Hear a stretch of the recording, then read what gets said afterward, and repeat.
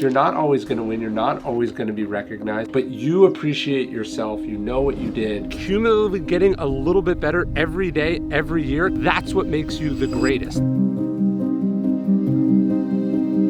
One of the things you learn in life is that the best man doesn't always win. Cato, the towering Stoic, the one that all of the Stoics admired more than anyone else, famously loses. He loses to Julius Caesar. His army is vanquished. He ends up committing suicide. But just because Cato loses doesn't mean he's a loser. And in fact, all of the Stoics admire him more because of how he lost, because of what he did in that losing battle. No one could say that Cato gave anything less than his best. In fact, Cato gives everything. And it's a really important Stoic lesson. I am Ryan Holiday. I've written a number of books about Stoic philosophy. I've spoken about it to everyone from the NBA to the NFL, sitting senators and special forces leaders. And in today's episode, we're going to talk about a fundamental reality of life in Stoicism, which is that we control what we put into things, but we don't control whether we succeed at things. We don't control what comes out of things. But the Stoics would say we always control whether we give our best, whether we really try at something. We control the effort that we're putting into it. And that's what I want to talk to you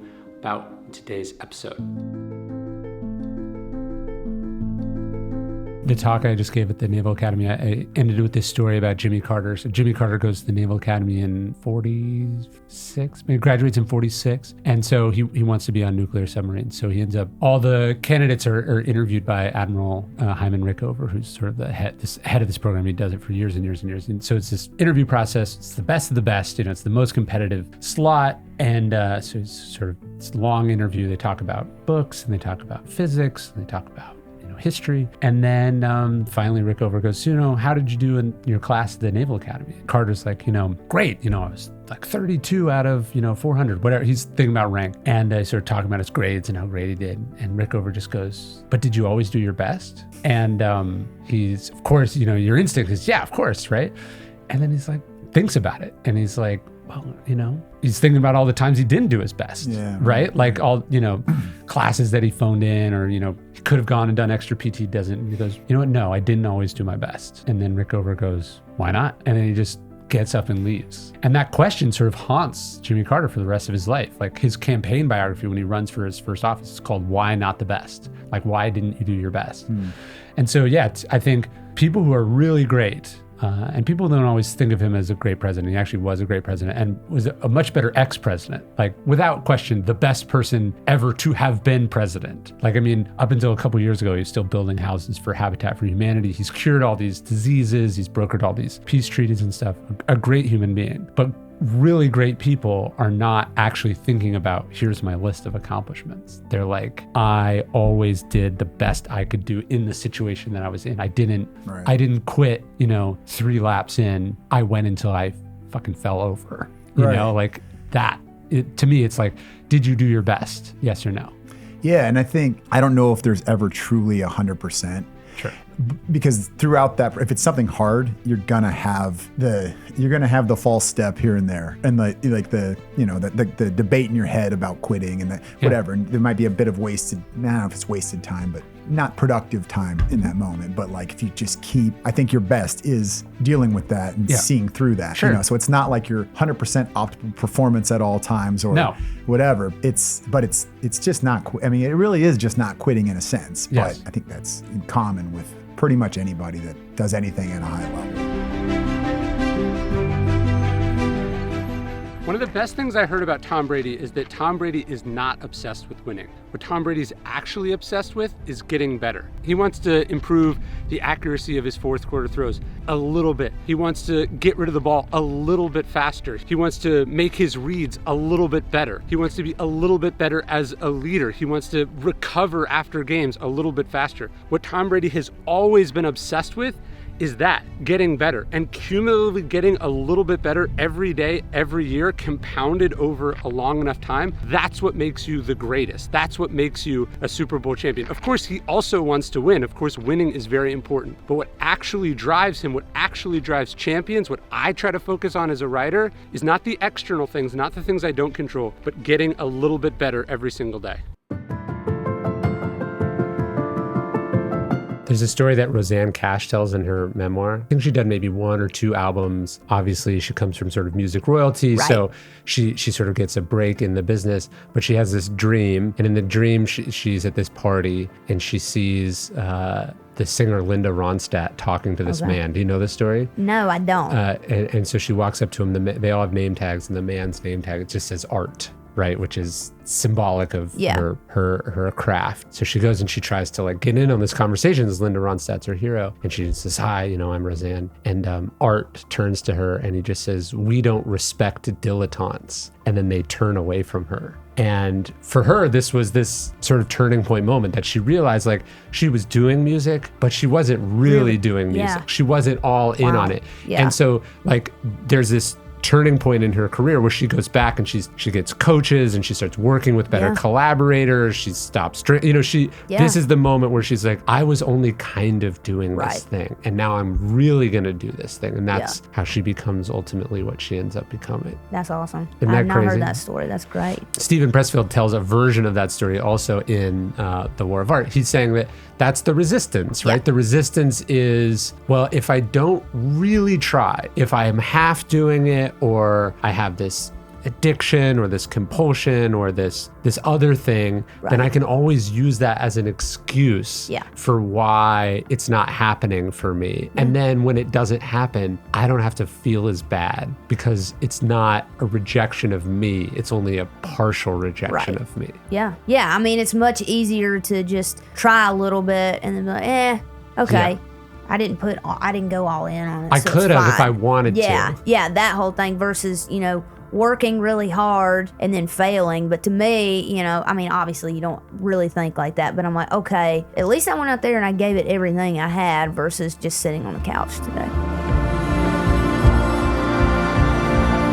Stoics have this word euthymia, which means tranquility. And Seneca says, well, what is that tranquility? How does one get it? It's not you retreat to the mountains or a monastery or some beautiful resort. He says euthymia in the course of life has to come from something else. And he defines this euthymia as, he says, a sense of the path that you're on without being distracted by the paths that crisscross yours, even from those, especially from those who are hopelessly lost. So you think about the interchanges and the connections, you think about all the other companies doing what you do, going in similar directions, think about what's happening in the industry, in the world. It's very easy to get distracted. When I was at American Apparel, I watched Dove destroy a $1 billion company because instead of doing what he did well, what the company was meant to do, he started doing what Forever 21 was doing and Urban Outfitters was doing and H&M was doing. He lacked the discipline to stay on his path. He got distracted by the paths of those who crisscrossed him, even when some of those companies ultimately also were headed towards bankruptcy or having to reinvent themselves. So it takes a lot of discipline to know what you do, what makes you great, what your principles are, what your place in the market is, and to stay on that and to not get distracted, to not get distracted by every shiny other thing. And so euthymia is not just a recipe for personal happiness, tranquility, but it's also a recipe for success, right? Staying in your lane, staying on your tracks, doing what you set out to do, adhering to your strategic plan, your mission, your principles. This takes an enormous amount of discipline. One of the reasons that you don't focus on outcomes is that they don't last and they don't have nearly the impact that you think they're going to have. I remember the first time I hit #1 on the New York Times bestseller list, you're like, I did it, I made it. And then, of course, 7 days later, somebody else is there behind you. I think it was like Donald Trump Jr. took my spot at #1. And then it came out that he had like purchased all those copies to get there. So it kind of undermines the accomplishment. Not only is it ephemeral, you find out in retrospect that it didn't mean maybe as much as you thought it was going to mean. I remember I was reading about this actor, it might have been Brad Pitt. He's profiled in some magazines, like his first big press hit as an actor, and then he goes over to a friend's house a couple days later. He sees it lining the bottom of their birdcage, right? Which is what happens, right? All glory is fleeting. It doesn't last. The Latin saying, sic transit gloria mundi, right? All glory is fleeting. But what's there, what does last is the work that you did, the things that you learned, the understanding you got of yourself, the thing that you said, that lasts, that matters. And so that's what you try to focus on.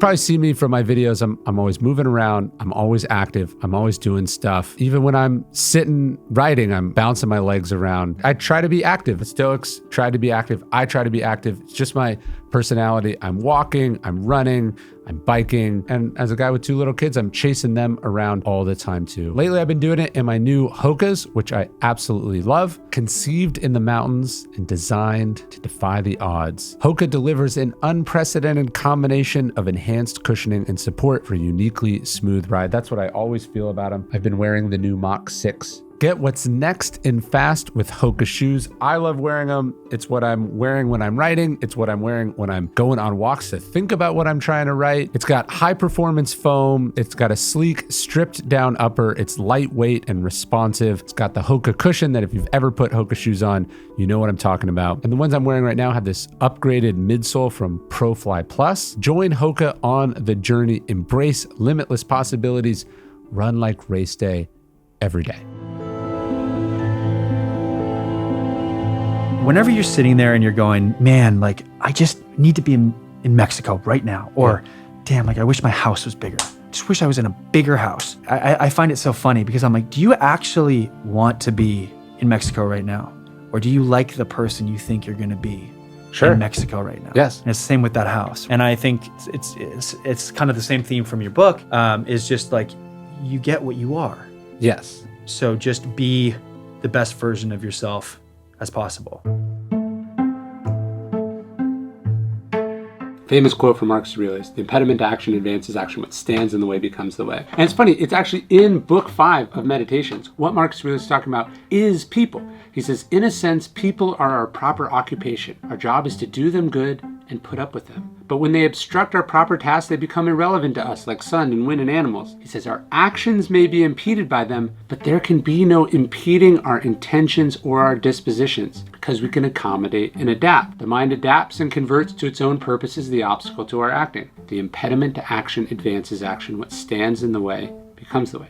So when he's saying the obstacle is the way, he's specifically talking about difficult people. He's saying that people are an opportunity to practice virtue, difficult people most of all. What these people are is a chance for you to try to do things differently. I think it's a wonderful phrase, that people are our proper occupation. We are put here for each other. We are social, political animals, as the ancients would say. And our job is to figure out how to work with people, to get things out of them, to not be corrupted by them, to not be broken by them, to not let them turn us into assholes or sons of bitches, not to let them change us in a negative way, but actually when we deal with difficult, frustrating, or annoying, or obnoxious people, as Marcus Aurelius starts book 2 of Meditations, lamenting all the things that people are going to do, people are therefore is to present us opportunities to grow and change and learn and do good for them and the world.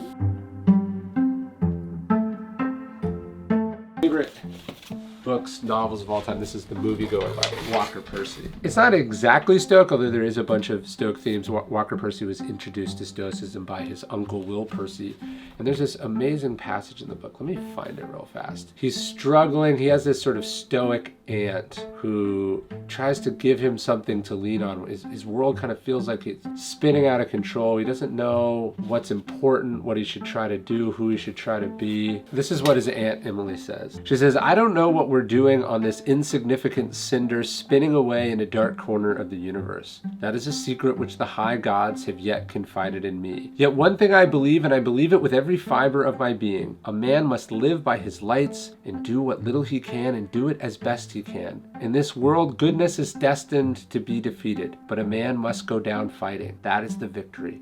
To do anything less is to be less than a man. And I think that's really the essence of Stoic philosophy. There was this expression in the old days that the gods favored the Catos of the world, basically, because Cato loses against Julius Caesar, but he was the better man. He did everything he could. It didn't go his way, but that was really the hero's cause. That's what we're talking about when we're talking about doing your best. You're not always going to win. You're not always going to be recognized. You're not always going to be appreciated, but you appreciate yourself. You know what you did. You know you left it all on the field, right? You left it all in the jersey. You left it all in the chair. Whatever it is that you're doing, you did everything you could. That's not only enough, but it's plenty. In Meditations, Marcus Aurelius says, ambition is tying your success to what other people do or say, right? If they select you, if they approve of you, if they cheer for you. He says sanity is tying it to your own actions, right? That's the problem. So much of what we want, what we're aspiring to, what our goals are not in our control, as Epictetus would say, but in fact, they're the opposite. They're handing over that control, that judgment or evaluation to other people. And so when your ambition shifts more internally towards what you control, towards what you do, to who you were while you did it, you're empowered, right? And you're more self-sufficient. John Wooden said something like, success is peace of mind, which is the direct result in knowing that you made the best effort to do your best to become the best you're capable of becoming. And obviously John Wooden cares a lot about winning, and he wins a lot. But you have this bigger, more encompassing definition of what your success is and who you're trying to be, how you judge yourself. So you can have a team that wins that you're disappointed in. You could have a team that loses that you couldn't be more proud of, right? And I try to get to a place, and I think I am at this place with my books, where some of the books I'm most proud of have sold the fewest copies, and the books that, while proud of, I'm not changed by or puffed up by their success, right? Because I've done better since, right? I'm more focused on other things. I'm prouder of other things in other projects. So you do your work, you focus on what you can focus on, and you leave the rest to God, the gods, luck, the market, the whims of the universe, whatever you want to call it, you leave it there. So we can imagine when Marcus comes to the end of life and realizes he's going to die, I wonder if he thought about the passage that he wrote in book 1036. He says, it doesn't matter how good a life you've led, there will still be people standing around the bed who will welcome the sad event. His point was, if you're doing this for validation, if you're doing this to be loved, if you're doing this to be remembered, to be remembered, he says, is silly because you're not going to be around. But the point is, the rewards for doing the right thing have to be the right thing. You can't be doing it to be liked. You can't care about what other people think.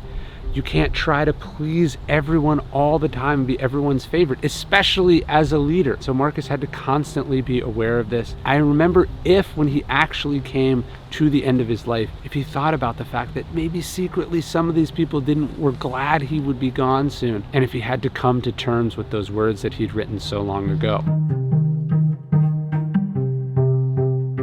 It's hard to say no.